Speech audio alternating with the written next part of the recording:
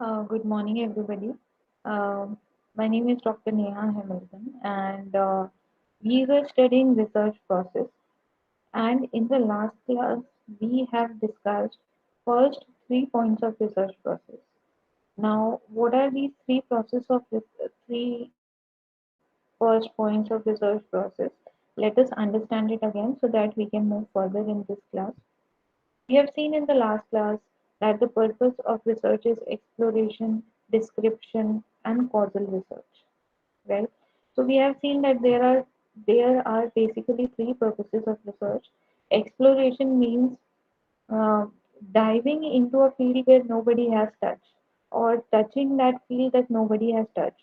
So doing that kind of a research is called as exploration, where it is very difficult to make a hypothesis and variables are also not clear in this point of time.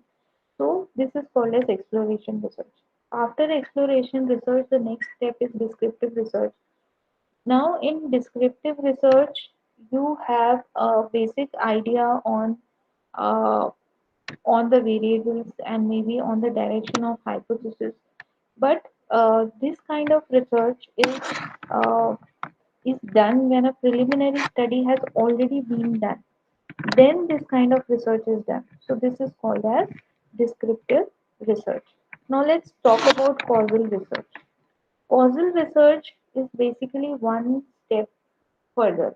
When I talk about one step further means it is basically cause and effect relationship is studied between two variables. So in causal research, we are clear that we have two variables and we have to understand the relationship between these two variables. Either we are studying the impact of one variable on the other, or we are studying how these two variables are getting impacted. Okay, so that is called as causal research. Now this is the process which is very very important, and we have seen this process and we have seen that this process remains same, uh, whatever kind of research you are doing, whether it is a scientific research or it is a social science research or it is a philosophical research, it is a historical research, whatever kind of research you are doing, it is very important to understand that the process remains same. When I say the process remains same, that means the organization of steps, they remain same. I mean, the systematization of this process is not going to change. The basic steps are going to remain same. Yes, the techniques, the research instruments, that can change, but the steps will remain same.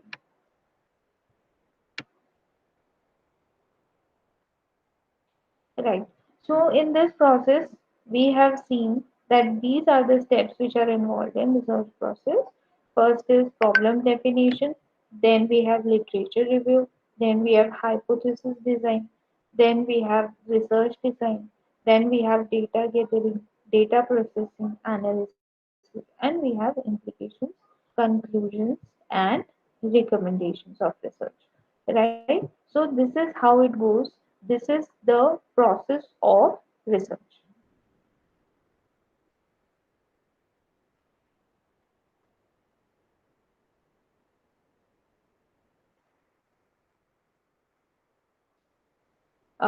I think we have studied and covered problem definition.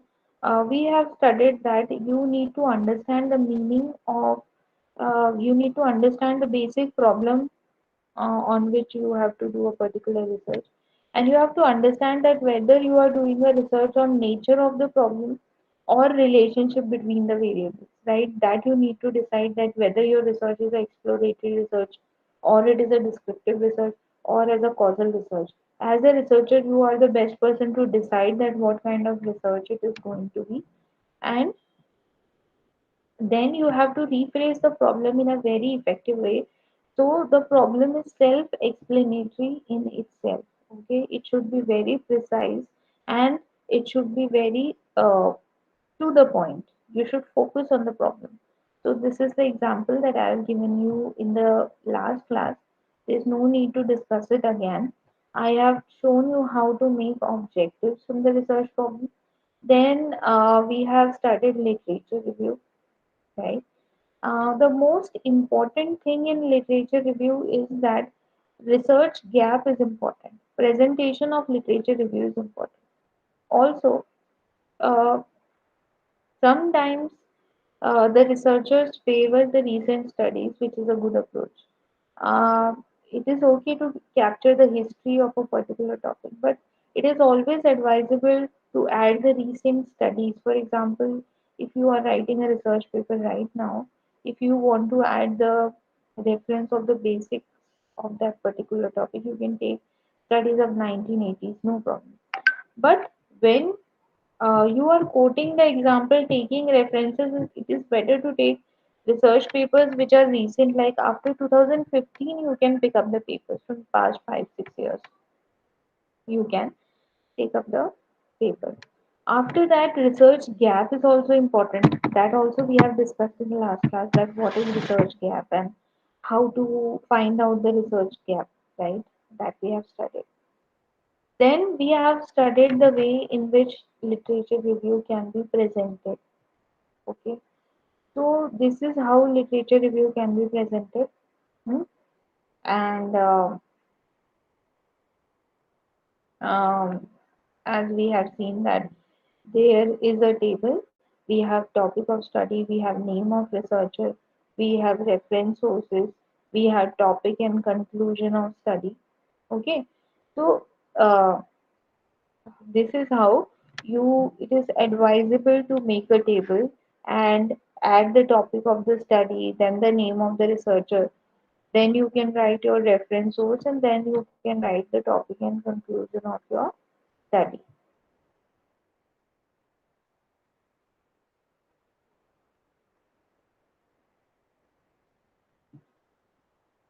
Okay.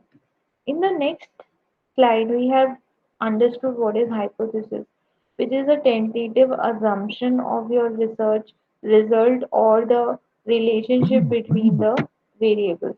So that is called as developing of working hypothesis. So this is very important. Designing a right hypothesis is very important. Okay, it should revolve around your research problem and the variables that you have identified. Now, hypothesis can be of three types. The first is called as null hypothesis. Then we have alternative hypothesis and we have working hypothesis. See, working hypothesis is not that important, but definitely null and alternative hypothesis are important. When I say working hypothesis is a tentative assumption made in order to draw out and test interferences in logical manner, and null hypothesis is formulated against the working hypothesis, right?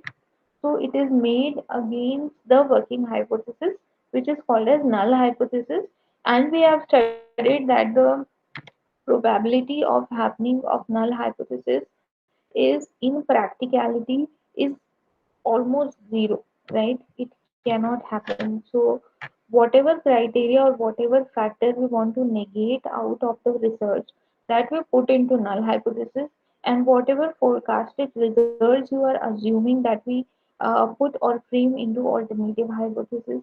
And working hypothesis just presents the two variables that you are going to study, right? So we have studied an example also, and in this example, I have explained you that we have working hypothesis, we have null hypothesis, alternative hypothesis. So the two variables here are population and the total number of bank branches. So we know that if the population is high, the total number of bank branches are going to increase. So that's what is written in working hypothesis. You can read the working hypothesis.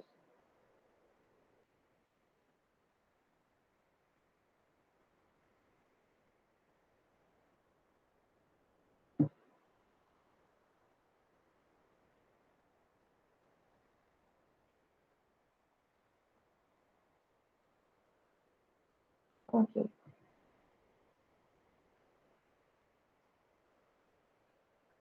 Now the next point that we are going to understand is research design. See, research design basically is the blueprint of how you are going to do your research. That is called your research design. And research design depends on your research approach or kind of research that you're doing, right? These are the two things that you should keep in mind. So let us understand what is research design. Research design indicates the conceptual structure within which research would be conducted. Hmm?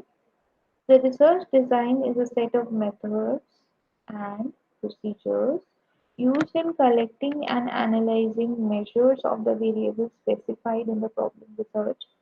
Design includes an outline of what a researcher will do from writing the hypothesis and its operational implications to final analysis of data. So, we know what is the meaning of word design, right? Design means just the outline of what you are going to do next. For example, when I talk about architectural design, what does it mean? It's a blueprint of how you want the physical building to look like, right? So, in the same way, what is research design? It is basically the outline of how you are going to do your research. How you are going to do your research means what kind of sampling techniques you are going to use, what kind of data analysis techniques you are going to use, how are you going to progress and complete your research is very important, and that is the basic motive or main aim of the research design. Okay, so research design is very important. When I talk about overall research design, see, research design has a lot of things. The overall research will come into your research design. But if I want to describe research design effectively, it is better I segment the research design into various subcategories. Now, what are these subcategories? Let me explain you. These are the four subcategories in which you can divide your research design into. Okay, what are those? The first is called as sampling design. Okay, then we have observation design, then we have statistical design, then we have operational design. Hmm? So, what is sampling design? The method of selecting items to be observed for the given study, right? So, what is the technique of selecting the sample from the target population? That is called as sampling techniques. There are different techniques which are adopted by different researchers when it comes to sampling. So, when it you have to decide that what kind of sampling design is appropriate. That depends on the type of research you are doing. Okay, for example, if you are doing a descriptive research, then you are clear about your variables, you are clear about your total population. You have to define a sampling frame. From that sampling frame, you you have to decide that which sampling method is convenient. Now I am saying sampling method. We are going to understand sampling methods also in the next slide. In the coming classes, we will understand the types of sampling techniques also. But right now, it is important to understand that what is the meaning of sampling design. Okay, so what is sampling design? Sampling design is essentially the method of selecting samples from the population. What is the technique that you are specifically using for selecting a sample from the population? Then we have observational design, conditions under which the observations are being made. Give me a moment.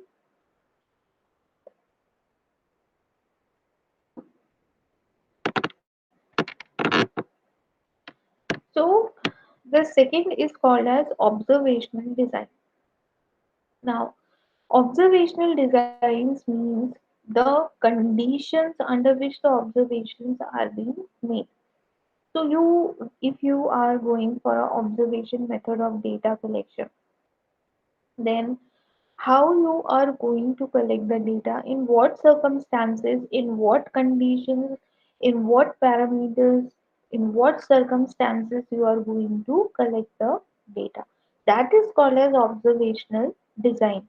Whether you are using a questionnaire, a self-administered, close-ended questionnaire, whether you are using an open-ended interview, whether you are using observation, what kind of technique for data collection you are using, that will come in your observational design.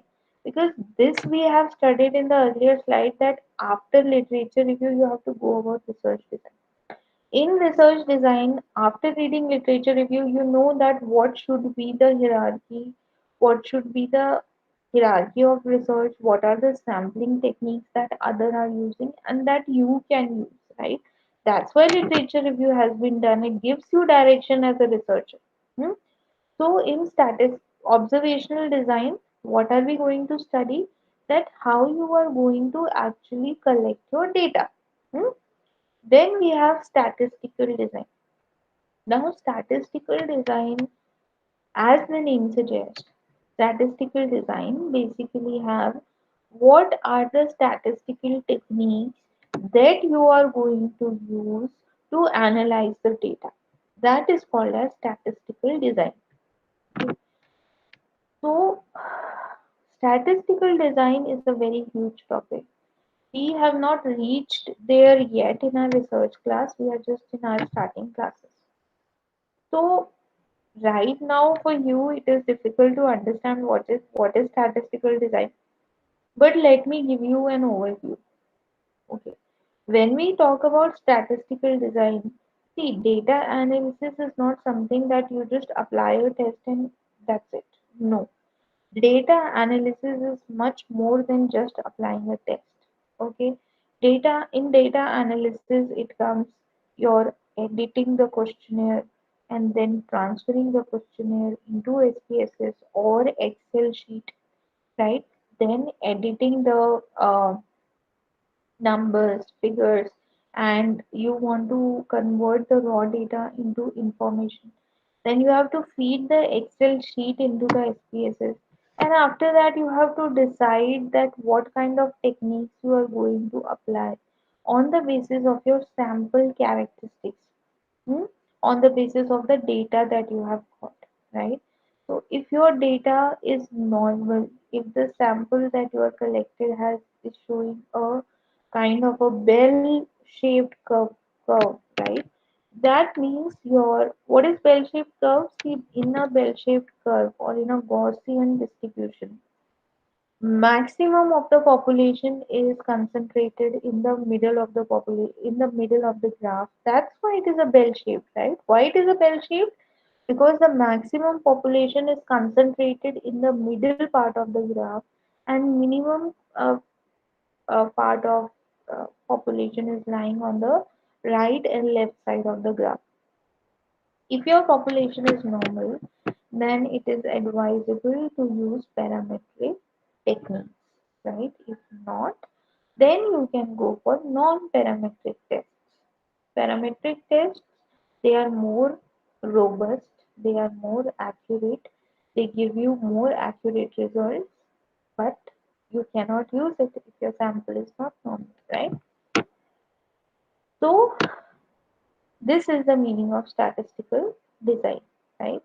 Next is operational design. What are operational design?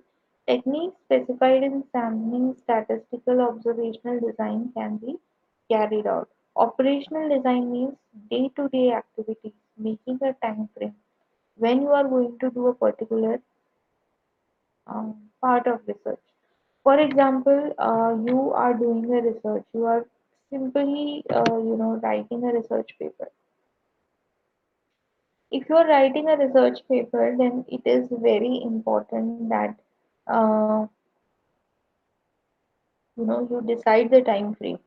You know your problem statement, and you know that this problem is going to be completed in the next 5 months, 6 months, 1 year, 2 year, whatever time you decide. In that time frame, you have to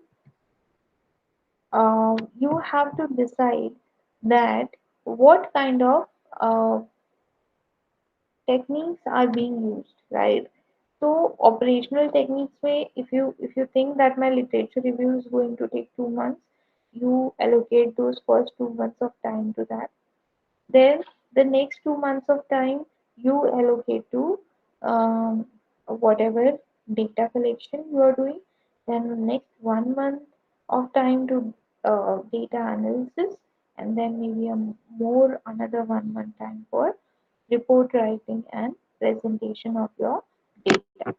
So it is very very important to make a operational design, make a note on your day-to-day progress and activities that you are going to complete in your research. So that is called as research design. So in your overall research design, please make sure that you also decide the operational design. Okay.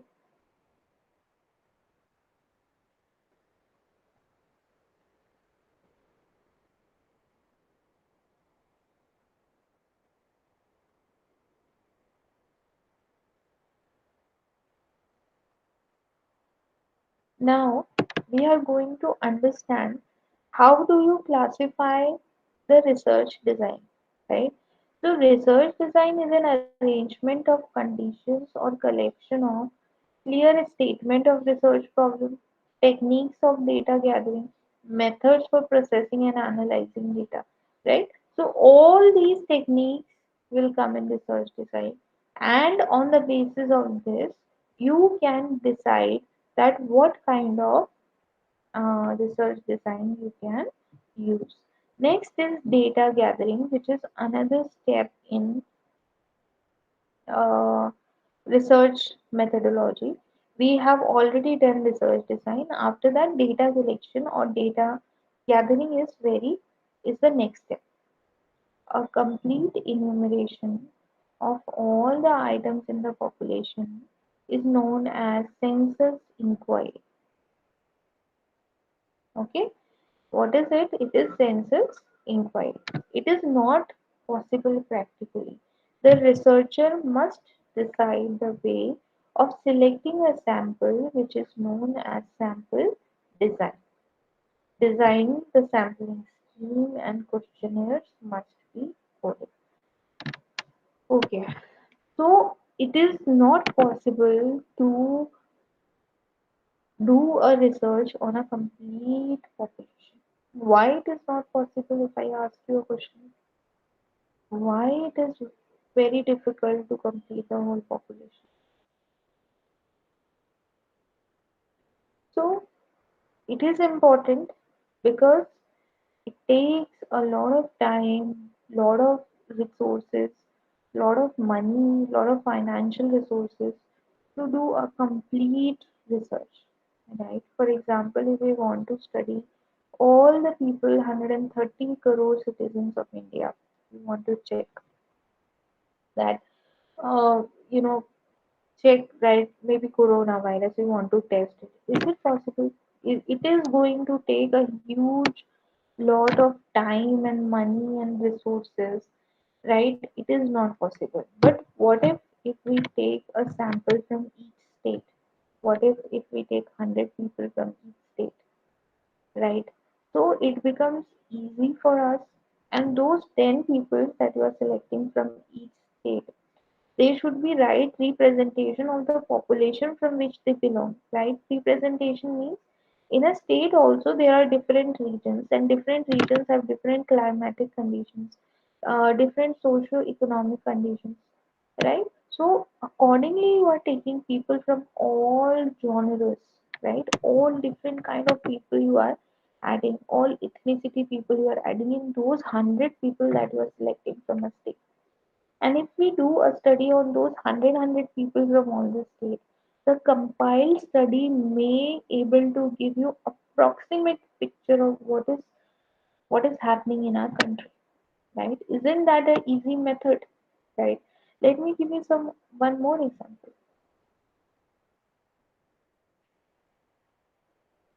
For example, you go to a doctor, you are suffering from fever, and you go to a doctor, and the doctor has prescribed you a blood test.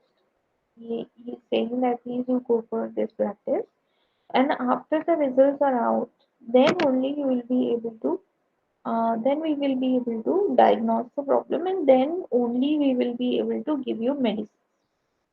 Right? So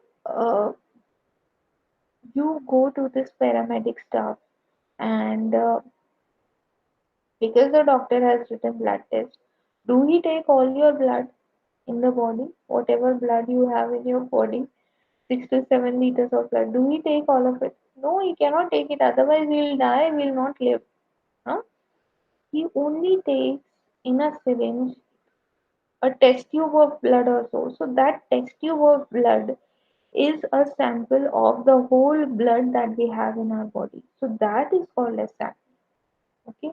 On the basis of result of that test tube of blood, uh, the doctor will be able to diagnose that okay, this test tube of blood has this composition, this virus, this bacteria, this infection.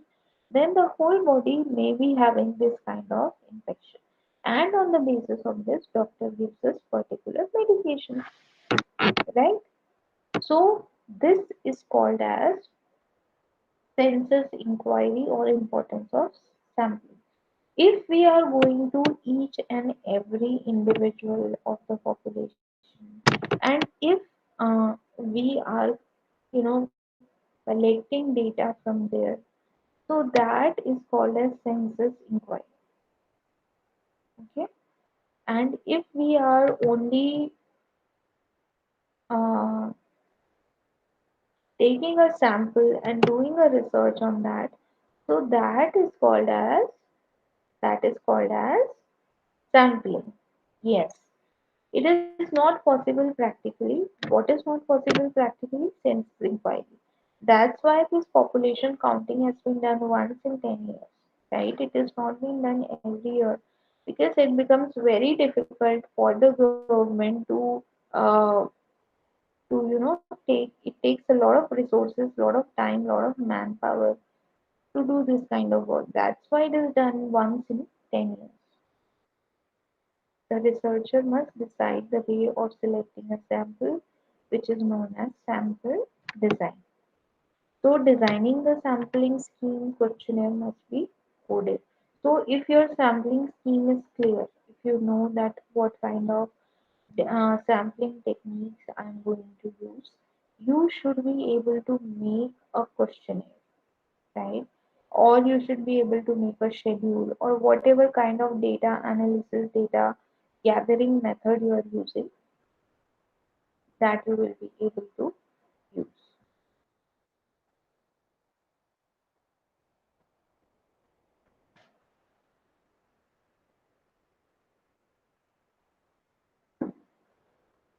Now, data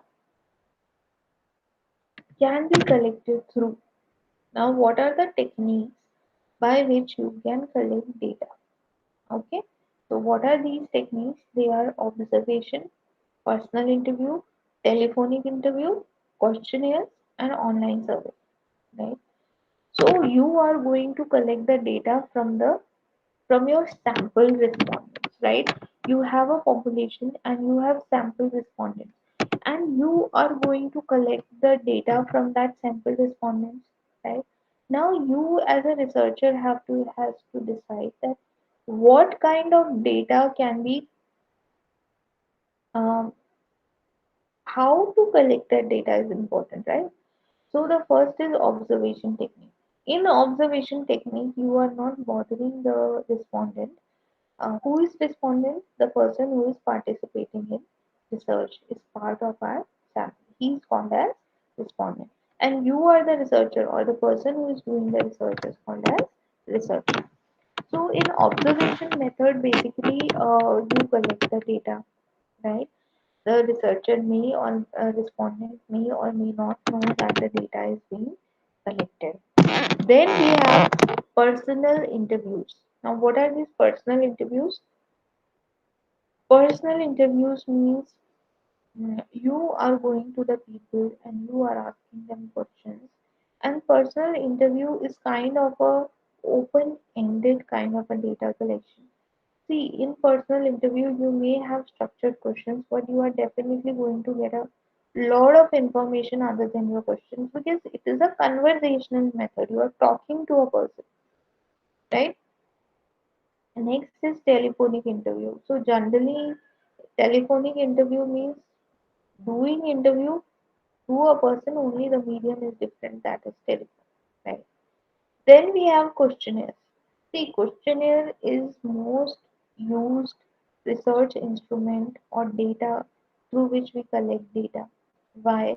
Because through questionnaire we can put up very specific question to the researchers. We can give them, and the data collected can be accurate, and we will be able to translate this data into results, right? So that's why most of the researchers are using questionnaire. If your respondent is not literate, it is better to ask them and then you fill the questionnaire for that respondent. If the if you have very small amount of respondents, maybe some experts in a particular field, it is advisable to take interviews for those. So it depends on the kind of research that you are using, on the kind of data collection techniques you are using.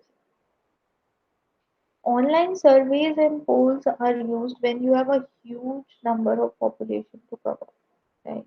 When you have thousands of people to cover, then I think online survey is more advisable because online you can send them a survey and they can fill it back and give it to you. Nowadays, Google Forms is very much in trend for data collection. In your Gmail, you can go to Forms, you can go to Google Forms, and in those Google Forms, you can type out your questions that you are going to ask to your respondent, and you can upload the link or send through your mail to all the respondents. Uh, you just need to have the email IDs or email address of your respondents, and then you will be able to do it successfully. Okay, so because in this COVID times nobody wants to meet another person, right? So I think Google Forms is a good way if you are using online surveys or questionnaires uh, for as your data collection technique.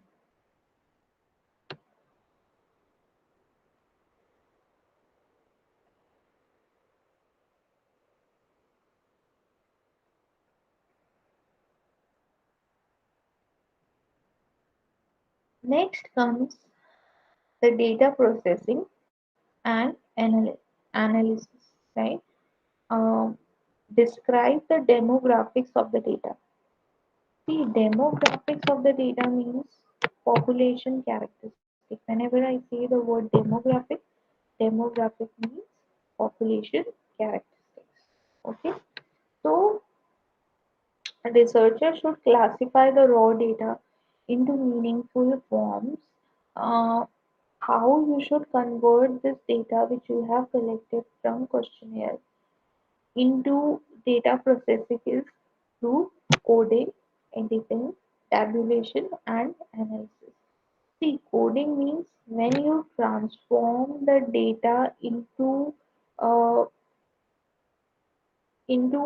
Excel or in SPSS. When you are transporting the data, right, it is very important. See, whenever you want to analyze the data, you have to convert the data into numeric figures. That's why we use Likert scale, right? That's why we use Likert scale. Likert scale is a kind of scale that is being used in research. Hmm? So the first point is coding. So you have to convert the responses of the respondents that you have got into numeric form, right? Once you have converted into numeric form of symbols, that is called as coding. Okay. So what is the first point in data processing? It is coding. What is coding? It is transforming the responses of the respondents into a numeric form so that it can be analyzed. That's why we use Likert scale. Next, we have editing. What is editing? Editing is improving the quality of data. What is editing? Editing is improving the quality of data. Now, how do you improve the quality of data? For example, some researchers, some questionnaires are not complete, so it is better to remove those questionnaires, right? Or in some questions are left, so it is better to call that researcher respondent again and ask him his suggestions, right? So that is editing. That means improving the quality of the data. You do not have to add a redundant data or bogus data into your questionnaire. You want clear results, right results uh, in your data analysis, right? So that is called as editing. Then we have tabulation. Tabulation means data is classified. Classified means we have different kinds of data. We have different kinds of scale. We have categorical scales. We have ranking scales. We have nominal scales. So whatever scales you have used in your questionnaire, accordingly, you have to tabulate your data. Once you have tabulated your data, once coding, editing, tabulation has been done, then finally data is being analyzed and hypothesis is being tested for a particular test. Okay, so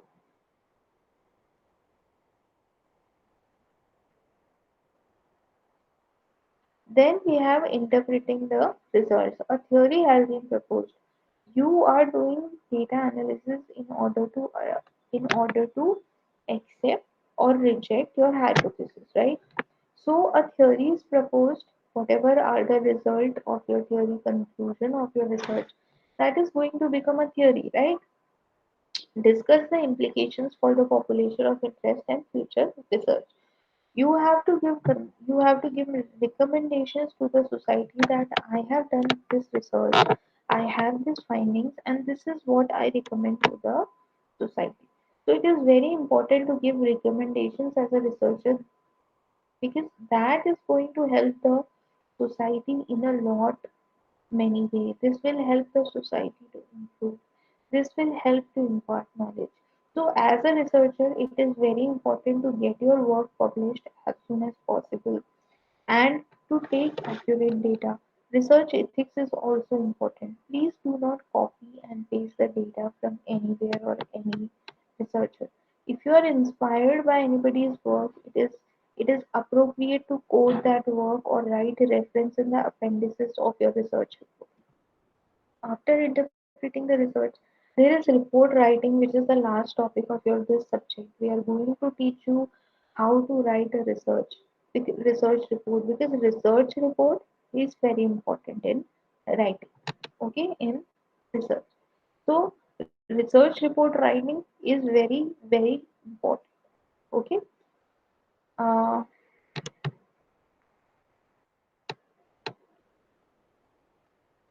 so I think that's it in research process.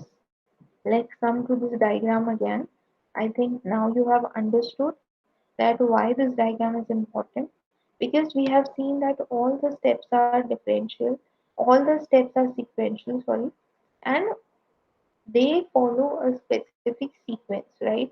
The first is problem definition, then we have literature review, we have hypothesis design, we have research design, we have data gathering, then we have data processing, then we have implications, conclusions, and recommendations, right?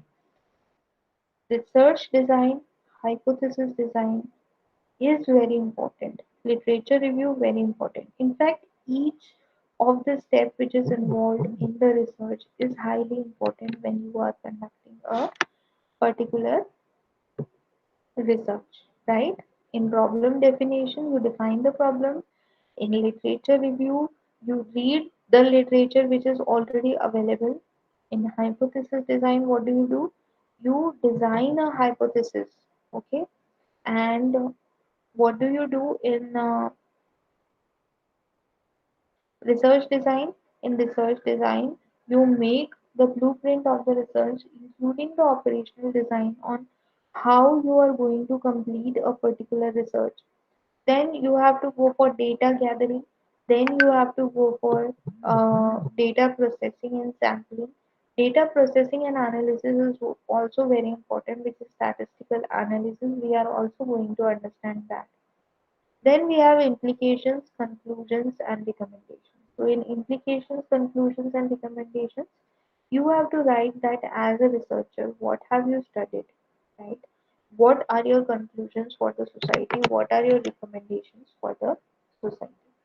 So today we have completed research process. That's it for today. I will see you in the next class. In the next class, we are going to understand sampling techniques. Thank you.